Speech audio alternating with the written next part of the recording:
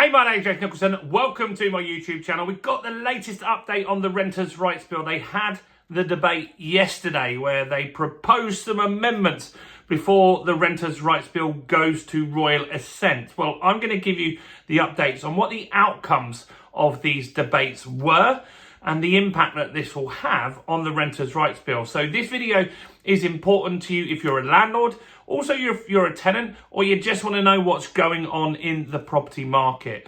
Now, before we jump into this, as always, if you're new around here and you haven't done already, do make sure you subscribe to the channel over there and hit that bell notification. We're on the way to 50,000 subscribers. And by subscribing, you'll get all the latest house price news, interest rate news, Renters' Rights Bill news, and much, much more. And let's get some views on this video. Your part's simple. All you need to do is help me with a quick smash of that like, tickle of that like, do something to the like button. That helps with the YouTube algorithm, and that really has helped the channel grow. So thanks to everyone that does that. So, the Renters' Rights Bill. I wanted to get a video out on this yesterday, but there just wasn't enough information. So I've been waiting and reading all the updates and seeing exactly what happened. And so the Renters' Rights Bill, if you don't know, is a bill that's going through Parliament quite quickly. In fact, it's getting a lot of new debates and hearings, and it's pretty much ready to go to royal assent now, which means that will be the process of turning it into law. Now, there's many parts of the Renters' Rights Bill, and once it's law, doesn't mean all of this will be impacted immediately. It will roll out in small stages. And if you want an example of that, the Leasehold Reform Act, that became law over a year ago, and since then, only a few tiny little parts of the bill have become active law. And so we're waiting on that rolling out and that being updated. So when the Renters' Rights Bill becomes law, you might still wait quite some time before all of this is active law. So yesterday, they debated various things. Firstly was the pet insurance. Now, the pet insurance part is that they were debating and asking. The proposal was that landlords would be able to ask for an extra 3 weeks deposit. So the equivalent of 3 weeks rent as an extra deposit should someone have pets.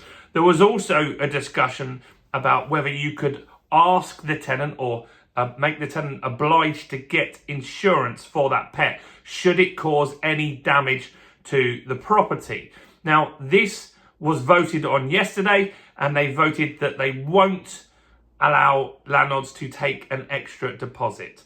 Now, I don't think this is good for the tenants, and I just want to explain why on this. Because in the Renters' Rights Bill, as it's worded in there, they say that landlords have to consider pets. So what that means is that you can't advertise on Gumtree, Rightmove, wherever you advertise your property. It's often on Gumtree that I saw this kind of stuff, where people would have adverts for rooms or properties and they would say, no pets, no benefits, no DSS, no kids. They'd have all this stuff pushing people away, saying, you can't rent my property if you have that. Now you can't do that. So once this becomes law, it'll be illegal to do that kind of advert. So people won't put that in their adverts anymore, and they've got to consider pets. Now, if you have a leasehold flat and in the lease it says no pets, then that's fine. You don't have to have pets, and that's easy. But if maybe it doesn't have that, or you've got a house, you just have to consider pets. If you don't want pets, then you don't have to have them.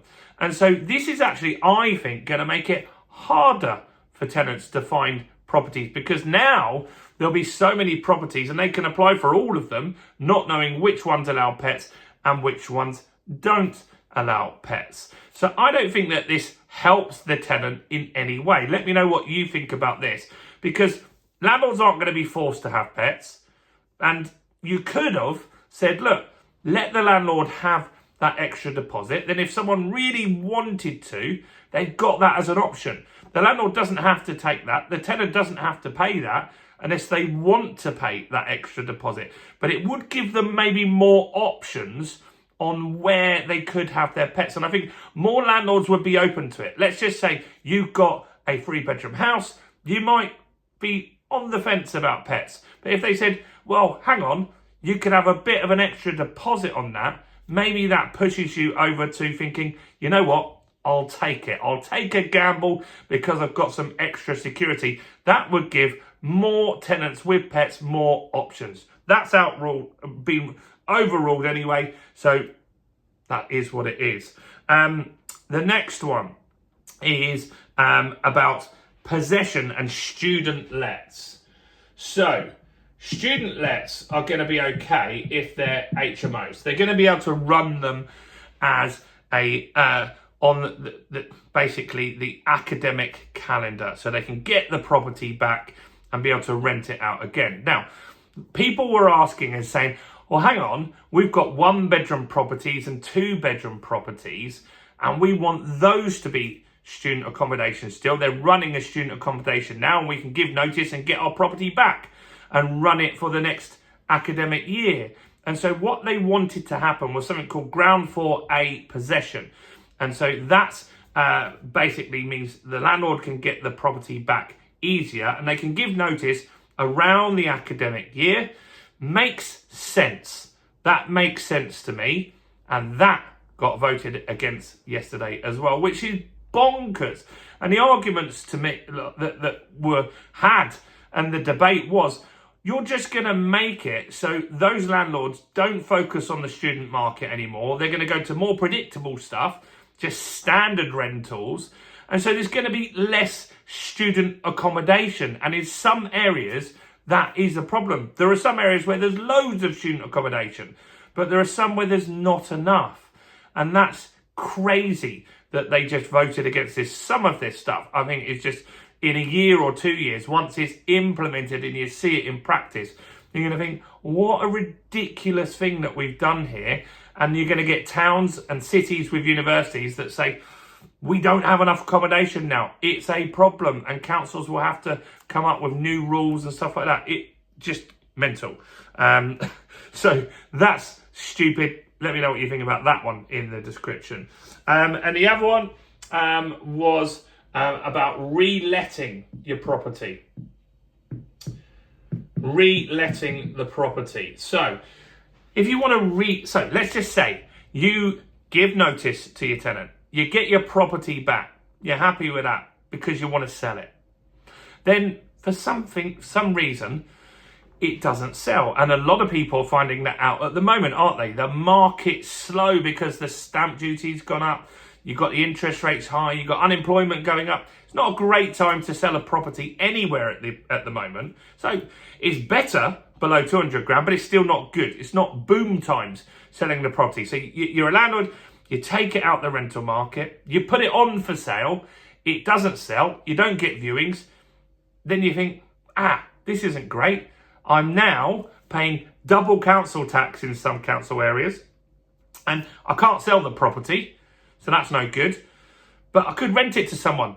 There's not enough rental properties. Well, we were hoping that they were going to be smart enough that if you put it for sale, you'd have to wait 6 months till you had to relet it. That was fair. They put it at 12 months and they voted that it's going to stay at 12 months. Loads of people were arguing on this, saying, look, it should be 6 months because if the property doesn't sell, can't sell, or circumstances change, we have a lack of rental properties. Let's get it back on rented again. The landlord will have lost 6 months rent anyway. That would be enough penalty for them.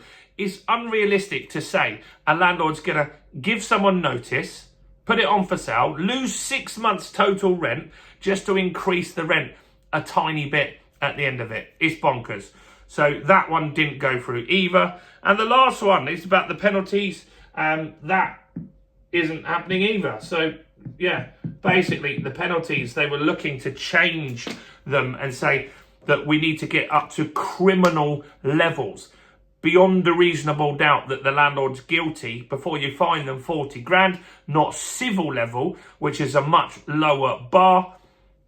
It's been agreed that it's civil. So it's crazy. Like, basically, everything got rejected. And now the next step is that it will go to royal assent. Doesn't mean all of this stuff, Section 21 going and all that stuff's just going to go straight away. It will get rolled out in stages. I think when it implements and when it's law, you'll get things like rolling tenancies that will go in quite quick because they don't impact anyone massively. It's quite easy to do. New tenancies, just make them rolling. Not a big deal.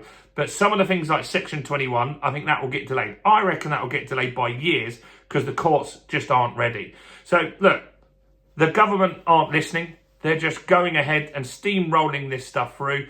What do you think about it if you're a tenant? I'd like to know in the comments. What do you think about it if you're a landlord?